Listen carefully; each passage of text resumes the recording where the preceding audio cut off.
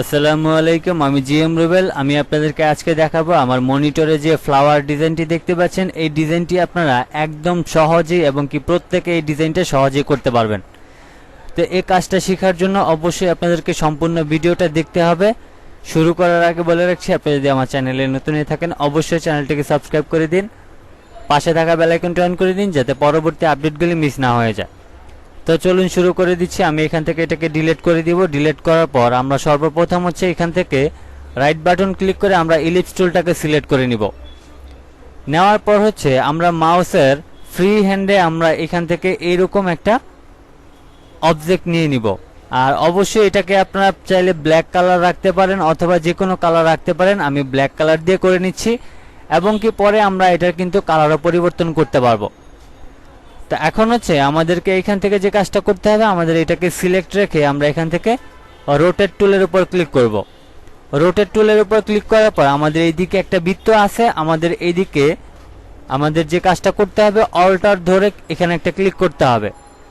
Click করার পর এখান থেকে হচ্ছে অ্যাঙ্গেলে হচ্ছে আমাদের এইদিকে অবশ্যই আপনাদের এইদিকে 0 থাকবে, আপনারা এখান থেকে 20 দিয়ে নেবেন। 20 দেওয়ার পর আপনারা এখান থেকে কপি করে নেবেন। কপি করার পর এখন হচ্ছে আপনারা যদি কিবোর্ড থেকে কন্ট্রোল ডি প্রেস করেন তাহলে একটা একটা করে কপি হতে থাকবে এবং কি আমি প্রত্যেকটাকে কপি করে নিলাম। নেওয়ার পর এখন প্রত্যেকটা দেখেন আমাদের মাথা কিন্তু একই রকমের এবং কি একদম সমানভাবে হয়েছে। তো সেই ক্ষেত্রে হচ্ছে আমি যেভাবে দেখাই দিয়েছি এইভাবে করে আপনারা প্রত্যেকটা অংশকে সিলেক্ট করে নেবেন, না হয় কিন্তু আপনাদের এটা হবে না। তো এরপর হচ্ছে আমি এখান থেকে সবগুলিকে সিলেক্ট করে নিলাম। সিলেক্ট করার পর আমরা উইন্ডোতে যাব। উইন্ডো থেকে আমরা পাথ ফাইন্ডারটাকে নিয়ে আসব।